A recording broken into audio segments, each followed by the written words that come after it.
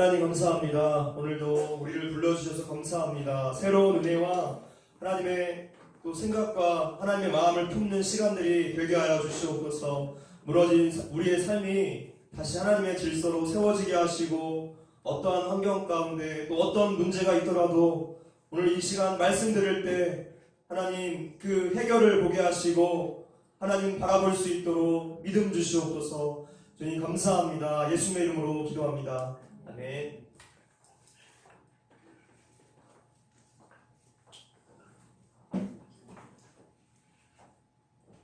네, 할렐루야, 반갑습니다. 우리 인사할까요? 영육간에 강건합시다. 영육간에 강건합시다. 네. 네, 오늘은 나와 너로의 초대라는 제목으로 말씀 전하겠습니다. 네, 마틴 부버라는 유대인 철학자가 있는데, 나와 너라는 책에서 삶은 만남이라고 인생을 정의하면서 인간 회복에 대해서 이야기해주고 있습니다.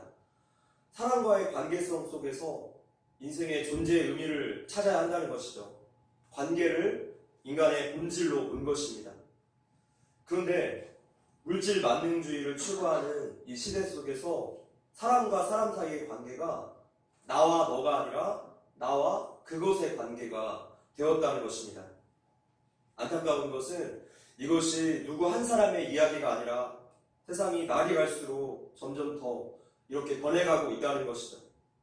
매일의 뉴스와 또 우리 주변에서 보고 있는 형제 사이, 또 부부 사이, 부모 자녀 사이, 이웃 사이의 갈등의 원인이 무엇입니까? 빠지지 않는 것이 항상 돈 문제였습니다. 관계보다 이익이 우선이 되고 또 기준이 되어버린 그런 시대 속에 우리가 살고 있습니다. 우리의 신앙생활은 곧 일상생활이고 일상생활은 나와 너의 관계로 이루어지고 있습니다. 나의 이웃은 내 태도에 따라서 인격이 되거나 비인격이 되고 내 이웃을 비인격적으로 대할 때 너가 아니라 이제 그것으로 전락이 되어버리는 것이죠. 나와 그것의 관계가 나와 너와의 관계로 회복이 되어야지 인생이 제대로 될 수 있습니다. 오늘 본문에서도 모압 왕 발락과 주술사 발람이 서로를 너와 나와 그것으로 이렇게 대하고 있습니다. 서로를 이익의 도구로 사용했다는 것이죠. 자, 지난주에 이어서 본문은 모압 왕 발락의 이스라엘 저주 사건을 기록하고 있습니다. 하나님의 거듭되는 경고에도 불구하고 주술사 발람은 탐욕에 이끌려서 결국에 이 모압 땅까지 이르게 됩니다. 원래 하나님의 계획은 이랬습니다. 발람, 네가 그렇게도 만나기 원하는 모압 왕은 만나기는 해주겠다. 그러면 모압 왕과 문무 백관들이 다 한자리에 모여 있을 것인데 그들이 이스라엘을 저주하는 말을 들으려고 기다릴 때 내가 너의 입술을 움직여서 축복의 말이 쏟아지게 하겠다 라는 계획이었어요. 하나님께서 불순종한 발람을 오히려 그 적들을 무너뜨리는 트로이 목마처럼 사용하신 것이죠. 트로이 목마도 승리의 상징인 줄 알고 복인 줄 알고 성 안으로 들여왔는데 그것이 재앙이 되었죠. 하나님께서는 인간의 악함과 죄조차도 하나님의 선함을 이루시는 도구로 사용하십니다. 그렇기 때문에 여러분 뒤에서 어떤 악한 사람들이 또 악한 영적인 세력들이 관계를 꾸민다고 할지라도 우리는 두려워할 것이 없습니다. 모든 일들이 하나님의 뜻 안에서만 이루어지기 때문이죠. 이제 주술사 발람은 하나님의 손에 의해서 움직여지게 됩니다. 자, 한편 아무것도 모르는 모압 왕 발락은 좋아라 하면서 아주 먼 곳까지 마중을 나오죠. 자, 주술사 발람이 모압 왕에게 아주 극진한 환대를 받았습니다.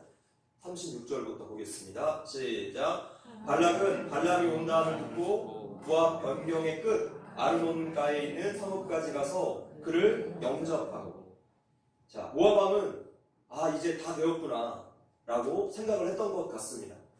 근데 한 나라의 왕이 자신의 영토 끝자락까지 직접 마중을 나간다는 것은 너무나 지나친 환대인데 왕의 이러한 호의와 접대의 속내는 어떻게 해서든지 이스라엘을 저주하기 위한 그런 악한 행동이었죠. 모압 왕이 얼마나 주술사 발람을 의지했는가를 알 수가 있는데 이 모든 일의 결국이 헛된 일이 되어버립니다. 우리가 사람을 의지하면요 실패하게 되어 있어요.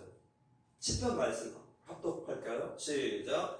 그인들을 의지하지 말며 도울 힘이 없는 인생도 의지하지 말지니 그의 호흡이 끊어지며 흙으로 돌아가서 그날에 그의 생각이 소멸하리로다. 우리는 문제가 생기면 무릎을 꿇고 하나님 앞에 도움을 구하기보다는 나에게 좀 도움이 될 만한 사람들을 찾고 또는 내 경험, 내 지혜로 이 일을 처리하려고 합니다. 그러다가 실패해서 낭망하게 되고 그제서야 지푸라기라도 잡는 심정으로 하나님을 찾게 되는데 이와 같은 어리석음을 계속 반복하는 것이 오늘 우리의 인생들입니다. 믿음은 하나님을 차선으로 생각하는 것이 아니라 최선으로 생각하는 것이죠. 문제 해결의 수단으로 그 중에 하나로 생각해서는 절대로 안 됩니다. 인생을 의지하지 말고 하나님을 의지하는 것이 곧 믿음입니다. 37절 시작. 발락은 발람에게 이르되 내가 특별히 사람을 보내어 그대를 부르지 아니하였느냐? 그대가 어찌 내게 오지 아니하였느냐? 내가 어찌 그대를 높여 존귀하게 하지 못하겠느냐? 모압 왕은 처음에 준 뇌물이 작아서 발람이 거절했다라고 생각했습니다. 이스라엘을 지키시는 하나님의 섭리를 전혀 모르니까 뇌물을 더 많이 주니까 거 봐라, 오는 것 봐라 이렇게 생각했어요. 우물물을 통해서 하늘을 바라보는 사람은 항상 하늘을 동그라미로 여긴다라는 말이 있어요. 자기 욕심에 사로잡힌 사람은 하나님의 큰 배경을 보지 못하고 자기 뜻이 관철되었다고 생각하기 마련입니다. 반면에 모압 왕에게 가는 길에 하나님의 사자를 만난 이 발람, 얼마나 죽다 살아났습니까? 완전히 이제 기가 죽어서 지금 하나님의 말씀을 전하는 그의 모습을 볼 수 있어요. 회개를 하지는 않았지만 지금 무서웠던 거예요. 전에 같았으면 이렇게 왕의 극진한 환대를 받고 더욱더 기고만장해졌을 건데, 이제 그가 하는 말을 보십시오. 38절입니다. 시작. 발람이 발락에게 이르되 내가 오기는 하였으나 무엇을 말할 능력이 있으리이까? 하나님이 내 입에 주시는 말씀 그것을 말할 뿐이다. 주술사 발람이 조금 달라졌습니다. 근데 이 달라짐이 오래가지 못했어요. 원래 발람은 하나님과 모압 왕을 모두 다 충족시켜 주길 원했습니다. 그것이 최선이라고 생각했어요. 그러나 발람은 물질과 하나님 중에 어느 한쪽을 선택해야 했습니다. 왜냐하면 누가복음 16장 말씀처럼 돈과 하나님을 겸하여 섬길 수가 없기 때문이에요. 합독하겠습니다. 시작. 집 타인이 두 주인을 섬길 수 없나니 혹 이를 미워하고 저를 사랑하거나 혹 이를 중히 여기고 저를 경히 여길 것입니다. 너희는 하나님과 재물을 겸하여 섬길 수 없느니라. 이것은 우리 인생의 주인을 결정하는 영적인 싸움입니다. 물질을 사랑하며 하나님의 뜻을 행할 수가 없습니다. 반대로 하나님의 뜻을 행하려면 물질의 욕망을 포기해야 하기 때문에 두 주인을 절대로 함께 섬길 수가 없는 법이죠. 한쪽은 자연히 도태되게 되어 우선순위에서 뒤로 밀려나기 마련입니다. 우리 신앙생활에 있어서 중간지대라는 것은 없습니다. 성도는 오직 하나님을 주인으로 섬기는 자들이죠. 주술사 발람은 본문의 사건을 겪었으면서도 결국에 그 주인으로서 돈을 선택했다는 것을 그 후의 삶을 통해서 우리가 확인해 볼 수 있습니다. 39절입니다. 40절까지 시작. 발람이 발락과 동행하여 기럇 후솥에 이르러서는 발락이 소와 양을 잡아 발람 함께한 고관들을 대접하였더라.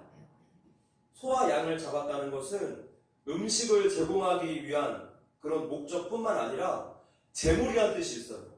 그러니까 주술사 발람이 섬기고 있는 그 신에게 모압 왕이 잘 보이기 위해서 제사를 시도했다는 것을 알 수 있습니다. 이스라엘을 저주만 할 수 있다면 어떤 신이건 상관없다는 그런 마음이에요. 발락 왕은 수단 방법 가리지 않는 사람입니다. 자, 이렇게 모압 왕이 마중을 나오고 산의 진미로 VIP 대접을 해주었는데도 전혀 통하지가 않았어요. 오늘의 본문에는 나오지 않지만 그 다음에 전개되는 민수기 23장 또 24장을 읽어보면 이스라엘을 4번을 저주하는데 4번이 다 축복의 말로 바뀌어버립니다. 모압 왕이 이스라엘의 진영이 다 훤히 내려다 보이는 그 높은 곳에서 어마어마한 제단을 세우고 그렇게 모든 고관들을 다 모아놓고 이스라엘을 저주하라. 주술사 발람을 데리고 오죠. 한마디로 완벽한 공식적인 자리가 된 거예요. 많은 사람들이 보는 앞에서 엄청난 저주가 시작된 것이 아니라 엄청난 축복이 시작됐어요. 모압 왕이 깜짝 놀라서 자리가 안 좋은가 보다. 자리를 옮깁니다. 그 이후로도 계속 자리를 옮길 때마다 축복의 메시지가 나오는 거예요. 이렇게 이스라엘은 발람의 축복을 저주하려고 했던 만큼 더 많이 받아버립니다. 그때 모압 왕과 고관들이 깨달았어요. 결코 이스라엘과 전쟁을 해서는 안 되겠구나. 공포감이 갑자기 몰려옵니다. 세상에는 정말 불공평하고 불공정하고 이렇게 발람과 발락처럼 돈을 받아서 판결을 굳게 하고 또 낙하산 인사를 하고 그런 편법을 행사하는 사람들이 굉장히 많겠지만 이 세상은 악인들 마음대로 돌아가지 못합니다. 왜냐하면 이 세상은 하나님이 주인이시기 때문에 결국에 하나님의 질서대로 이 세상이 이루어져 가고 또한 하나님이 어쩔 때는 강권적으로 개입하셔서 하나님의 백성을 저주가 아니라 복이 되게 하실 때가 있기 때문이죠. 미국에 살고 있는 한 신실한 크리스찬 집사님께서 한 회사에서 일을 착실하게 잘 하시는 분이 계셨습니다. 그래서 그 회사에 임원을 뽑겠다는 공고가 났는데 성실함과 또 그 실력대로라면 이 집사님이 되어야 마땅했습니다. 근데 소문에 강력한 권력층 자제가 임원이 되기로 이제 내정이 되어 있다라는 소문이 회사에 돕니다. 사람이 사는 곳은 우리나라나 또 미국이나 다 똑같은가 봐요. 그래서 면접은 이미 결과가 정해져 있는 요식행위다, 이런 소문이 들었어요. 집사님이 결국에 4명의 최종 후보로 결정이 되었고 마지막 면접을 기다리면서 기도를 하고 면접 안으로 들어갑니다. 면접을 하고 나서 결과가 하루 만에 결정이 되었는데 그 권력층 자제가 임원이 된 것이 아니라 이 집사님이 된 거예요. 깜짝 놀라서 인사 책임자에게 물어봅니다. 다른 사람이 내정되기로 되어 있지 않습니까? 그런데 어떻게 제가 되었습니까? 그랬더니 인사 책임자가 이렇게 대답합니다. 당신 말이 맞습니다. 원래 내정된 사람이 있었는데 당신이 면접장에 들어왔을 때 심사를 하고 있는 5명에게 동시에 갑자기 엄청난 압박감이 들었습니다. 당신을 선택하지 않으면 이 회사가 망하고 말 것이라는 엄청난 공포감이 들었습니다. 그래서 당신이 나가고 나서 우리 5명이 서로 멍하니 서로 쳐다보다가 놀라서 서류를 다시 보았습니다. 그랬더니 당신이 진짜 실력 있는 사람이고 임원이 되기에 합당한 사람이라서 우리 5명 모두가 당신을 선택하게 되었습니다. 하나님께서 뇌물과 인맥과 권력이 통하는 그 기업 환경의 암투 속에서 하나님의 사람을 지켜내시는 거예요. 하나님께서 불의를 막으신 것입니다. 지금도 하나님께서 당신의 백성들을 이렇게 지키세요. 우리가 몰라서 그렇지 24시간 하나님의 보호막이 성도들에게 가동되고 있습니다. 그러니 무엇이 걱정입니까? 슬픈 일들도 고통스러운 일들도 하나님의 허락이 있기 때문에 오늘 나에게 발생하는 거예요. 목적이 있는 고난이기 때문에 우리는 그저 하나님의 때를 기다리면서 고난 속에 숨겨진 하나님의 레슨을 잘 받으면 됩니다. 하나님의 보이지 않는 손이 지금 우리를 인도하고 계세요. 그러니 주 안에서 평안하십시오. 감사하십시오. 할렐루야. 주르스와 발람이 이스라엘을 축복하는 말 중에 이 말씀이 기억이 납니다. 3장 7절을 보며 읽어볼게요. 시작. 발람이 예언을 전하여 말하되 모압 왕이 동쪽 산에서 데려다가 이르기를 와서 나를 위하여 야곱을 저주하라. 와서 이스라엘을 꾸짖으라 하도다.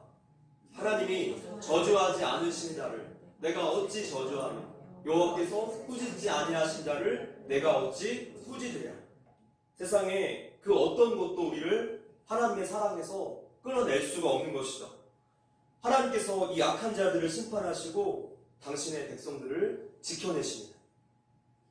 제가 소요리 문답을 초신자나 또 기존 성도들, 외부의 성도들 몇 분에게 그 내용을 보내드리고 있는데 우리가 과거에 배웠던 내용에서 더 보충을 해서 자료를 드리고 있습니다. 그래서 여러분들에게는 한 번도 하지 않았던 내용인데 오늘 말씀과 연결점이 있어서 좀 가지고 왔어요. 이 부분을 얼마 전에 공부하신 분들 또는 이제 앞으로 하실 분들은 내용이 좀 중복되더라도 이해해 주시기를 바랍니다. 구약시대의 유명한 악인인 아합 왕에 대해서 들어보셨을 것입니다. 북이스라엘의 왕 아합은 왕궁 가까이에 있는 나봇의 포도원을 탐냈습니다.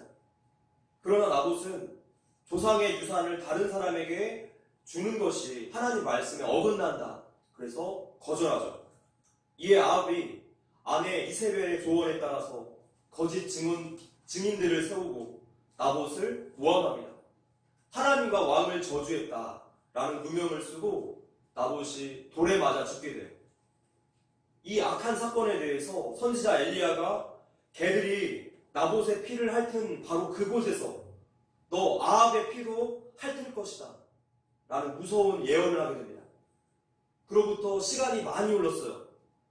아합은 남유다의 여호사 왕과 연합해서 아람과 전쟁을 벌입니다. 아합 왕은 전쟁 결과에 대한 불길한 예언이 마음에 걸려서 왕복 대신에 다른 옷을 입고 이제 전쟁에 나가죠. 실제로 아람의 장수들이 왕복을 입었던 남유다의 왕 여호사에게 집중 공격을 퍼붓게 됩니다. 아합 왕이 그때 이 모습을 보고서 어떤 생각이 들었을까? 내가 꾀를 내지 않았다면 큰일 날 뻔했다. 옷을 바꿔 입기를 잘했다. 이런 생각을 하지 않았을까? 근데 그때 어떤 사람이 무심코 날린 화살이 하필 아합 왕이 입은 갑옷 사이를 뚫고 들어갑니다. 치열한 전투 때문에 아합 왕이 제때 치료를 받지 못한 채 그날 저녁에 이 병거에서 죽음을 맞게 되죠. 병거 바닥에 아합의 피가 보였고 그 병거를 사마리아 못에서 씻자 개들이 그 피를 핥습니다. 성경은 이것을 가리켜서 예언의 성취라고 말씀하고 있습니다. 지금 나봇이 누명을 쓰고 죽은 이후에도 이스라엘 백성들, 또 유다 백성들, 아람의 백성들이 각자 자기 생각과 결정에 따라서 자유의지를 가지고 자유롭게 삶을 살았습니다.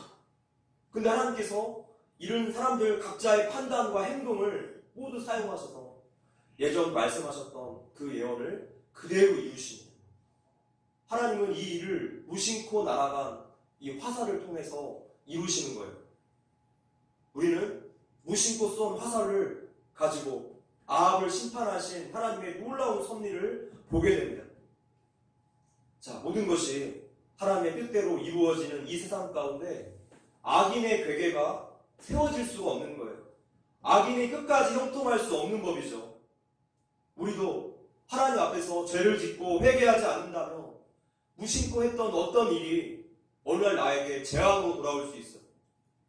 하나님은 죄를 용납하지 않으시는 분이십니다. 거룩하신 분이시기 때문에 이 모든 일들이 우리 쪽에서는 우연 같지만 하나님께는 필연입니다. 하나님이 온 세상의 통치자이시기 때문이에요. 할렐루야. 안타까운 것은 주술사 발람의 최후입니다. 그는 이스라엘을 축복하고 고향으로 돌아갔는데 끝까지 회개하지 않았고 그렇게 계속 악한 주술사 노릇을 하다가 비참한 최후를 맞게 되죠.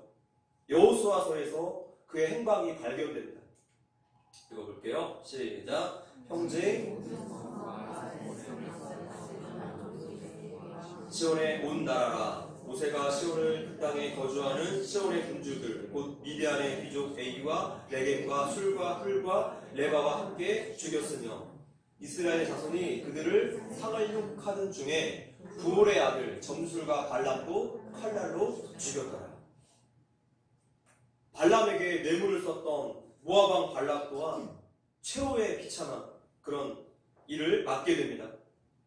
모압 왕은 하나님의 약속 때문에 그 땅을 인정해 주셔서 이스라엘이 그들을 공격할 의사가 없었는데 괜히 긁어 붓으로 냈어요. 괜히 악한 일을 꾸미다가 심판을 받았습니다. 이렇게 악한 사람 둘이서 힘을 합하며 세상에서 못할 일이 없는 것 같은데 하나님의 보호막 앞에서 다 무용지물이 됩니다. 그러는 동안에 이스라엘 백성들은 아무것도 모르고 밥 잘 먹고 잠 잘 자고 신명기 말씀 듣고 있었어요. 우리가 아무것도 모르는 사이에도 하나님은 여전히 우리를 지키고 계십니다. 자, 오늘 말씀을 준비하면서 제가 서론 부분에 이야기했던 그 주제를 가지고 이제 좀 더 깊이 생각해 보려고 합니다. 37절입니다. 본문. 자, 시작. 발락은 발람에게 이르되 내가 특별히 사람을 보내어 그대를 부르지 아니하였느냐? 그대가 어찌 내게 오지 아니하였느냐? 내가 어찌 그대를 높여 존귀하게 하지 못하겠느냐? 발람 왕은 다시 한번 주술사 발람을 물질과 명예로 유혹하고 있습니다. 돈과 명예면 다 처리된다. 유전무죄, 무전유죄라는 세상의 사고방식이라고 할 수 있습니다. 그래서 돈과 명예 앞에서 정직과 양심을 아무렇지도 않게 버리게 되는 것이죠. 발람 왕은 주술사 발람을 이스라엘을 저주해서 나를 도울 도구로 보고 있어요. 반대로 주술사 발람도 모압 왕을 어떻게 보고 있습니까? 돈과 출세로서 도구로서 바라보고 있습니다. 이 둘의 관계는 어떤 관계입니까? 서로가 서로를 도구로 바라보는 나와 그것의 관계. 그 사람의 쓸모만 중요할 뿐 그 사람 자체는 나랑 아무런 의미가 없음. 그런 이것이 바로 모든 죄인의 특징입니다. 마틴 부버는 나와 그것의 비인격적인 관계로부터 나와 너의 인격적인 관계로 변하는 것이 바로 인간 회복이라고 말하고 있습니다. 심지어는 나와 너의 인격적인 만남 속에서 영원자의 옷자락을 바라본다 라고 말하고 있어요. 친밀한 그 진실한 사랑의 관계 속에서 하나님을 떠올리게 된다는 거예요. 성령의 9가지 열매를 보십시오. 한번 읽어볼게요. 시작. 오직 성령의 열매는 사랑과 희락과 화평과 오래 참음과 자비와 양성과 충성과 온유와 절제니 이 같은 것을 금지할 법이 없느니라. 성령의 9가지 열매는 한 가지도 빠짐없이 이웃과의 관계성에 연결되어 있어요. 신비적인 요소가 하나도 없습니다. 우리 일상생활에서 성도가 이웃들을 향해서 행해야 하는 너무나 실천적인 덕목이라는 것이죠. 우리의 관계는 왜 나와 그것의 관계가 되어버렸습니까? 이 땅에 죄가 들어옴으로써 모든 관계들이 다 파괴됩니다. 하나님을 떠난 인간은 모든 관계를 어그러지게 만들었는데 그 시작이 가정에서부터 나타납니다. 죄가 이 땅에 들어오기 전 에덴 동산에서 아담과 하와는 너무나 부부 금슬이 좋았습니다. 아담이 하와를 보면서 내 뼈 중에 뼈요, 살 중에 살이라 이렇게 감탄할 정도였어요. 아담과 하와는 나와 너 이렇게 2인칭 관계가 아니라 1인칭 그 자체였습니다. 왜냐하면 한 몸이기 때문에. 나와 너 그 사이에 있는 와라는 글자가 사라질 정도로 그렇게 하나를 이루는 관계. 어떻게 이런 관계가 가능할까요? 그때 아담과 하와 사이의 그 기쁨, 그 행복은 어느 정도였을까요? 그런데 아담과 하와가 죄를 짓고 난 뒤에 아담은 하와에게 어떻게 부르죠? 그 여자. 그 여자라고 부르고 있어요. 이제 아내조차 그것이 된 거예요. 그리고 바로 이어진 사건이 바로 가인의 동생 살인 사건입니다. 내 유익을 위해서라면 친동생이라도 제거하는 거예요. 그렇게 폭력과 살인, 간계와 이간질, 전쟁으로 점철된 인간사가 이어지고 있습니다. 죄로 오염된 인간관계, 메마른 인간관계를 회복하는 길은 분명해요. 서로가 하나님을 바라보면서 거룩을 추구하는 길에 있습니다.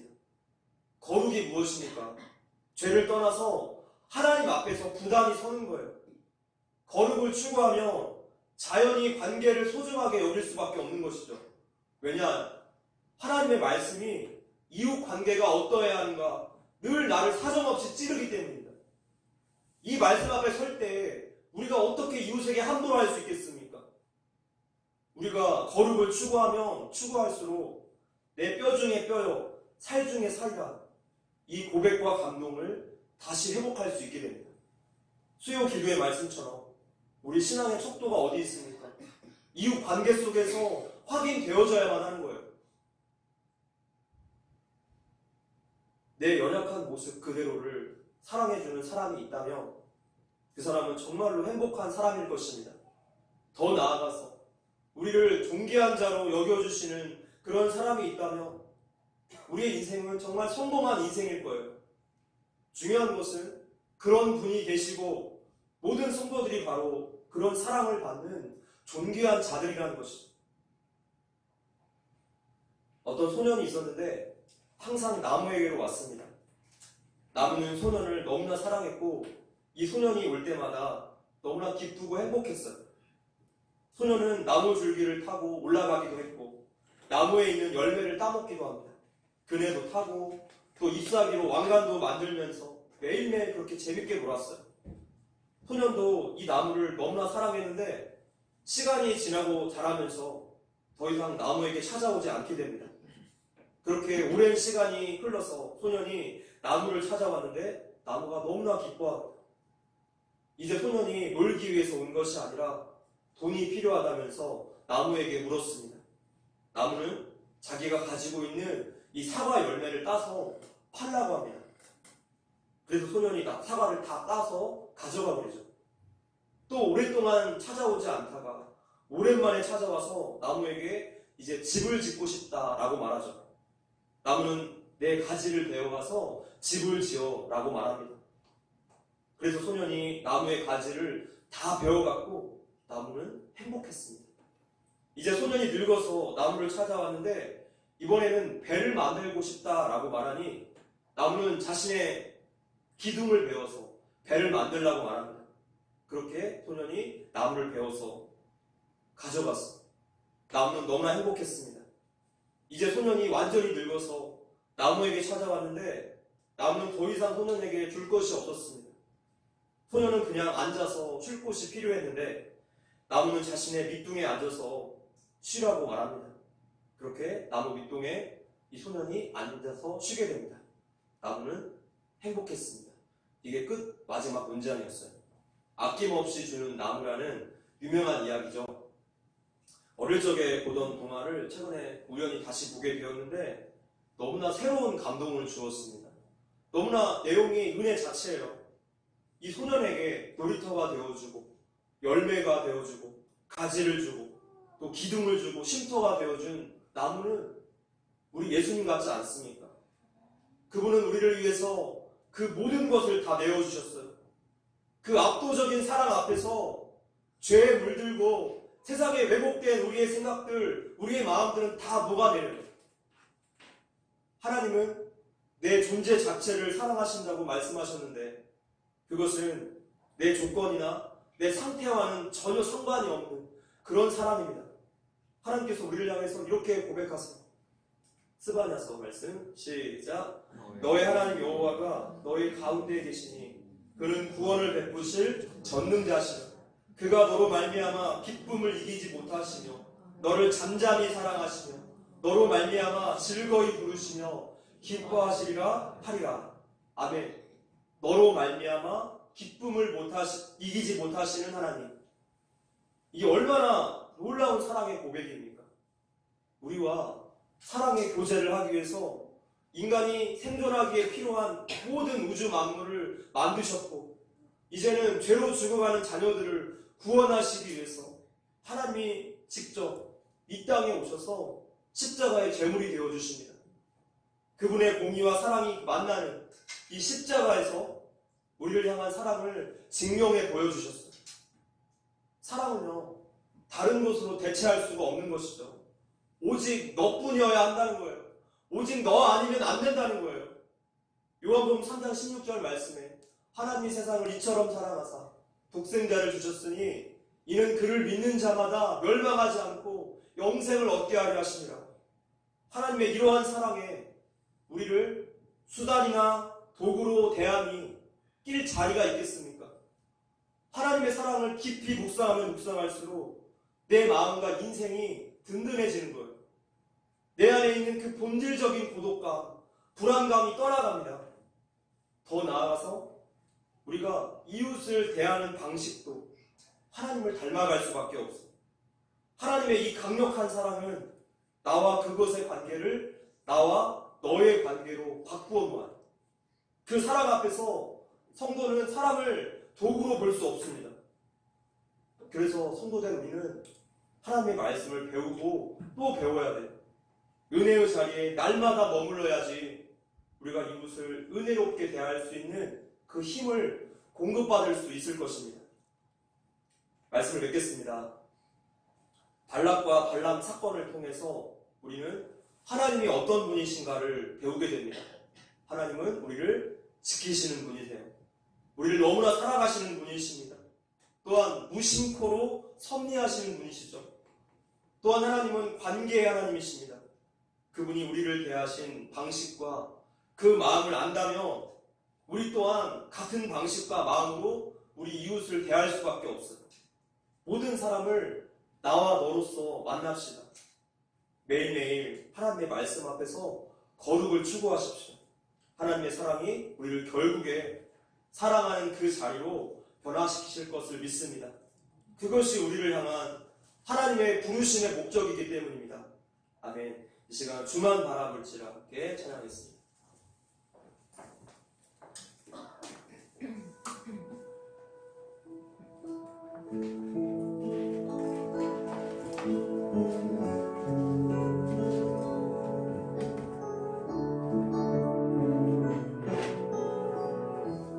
네, 우리 말씀 생각해 보시면서 우리 고백으로 나아갑시다. 사람과 사람 사이의 관계가 점점 도구화되고 이렇게 물질화돼가는 이 시대 문명 속에서 다시 한번 하나님께서 우리를 깨우쳐 주십니다. 우리는 어떻게 살아가야 합니까? 우리가 어떻게 이웃에게 다가가야 합니까? 우리가 받은 그 사랑처럼 그렇게 끝까지 사랑하는 그 사랑으로 우리가 다가가야 될 줄로 믿습니다. 하나님, 우리의 급박한 마음을 고쳐주십시오. 다시 한번 하나님 사랑 바라볼 때 우리가 그렇게 사랑하게 될 줄을 믿습니다. 날마다 은혜의 자리에 머무르게 하여 주시옵소서. 이러한 기도와 또 결단과 고백으로 나아갑시다.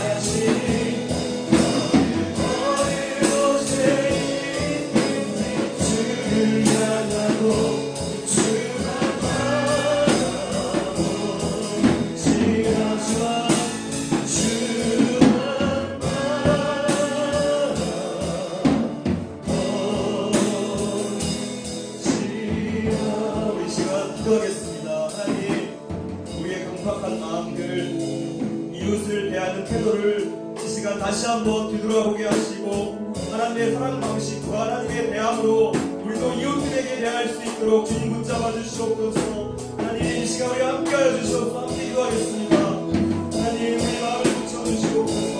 우리가 이기적이고 나밖에 모르는 한 사람을 도구로 보는 우리에게 연약한 심령을 붙여주시옵소서. 하나님 그 사람들을 바라볼 때 우리가 어떻게 사람을 진정해야 할지를 바랍니다.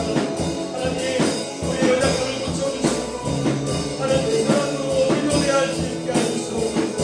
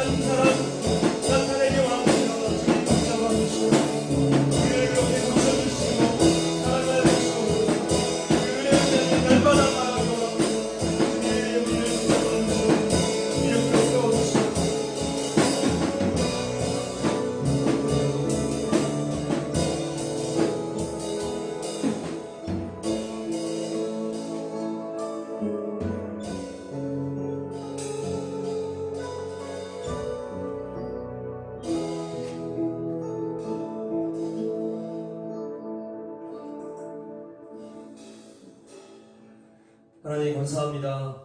오늘 말씀처럼 우리가 하나님의 사랑 방식처럼 그렇게 이웃에게 대할 수 있게 하시고 나와 너로 인격적으로 대우하고 우리가 사랑할 수 있도록 주님 붙잡아 주시옵소서. 우리의 완악함과 이기적인 마음을 고칠 수 있게 하시고 날마다 하나님 사랑의 그 은혜의 자리에 나아가서 그 사랑 공급받아 그렇게 한 사랑 드러내는 우리의 삶이 되게 하여 주시옵소서. 주님 감사합니다. 예수님의 이름으로 기도합니다. 아멘.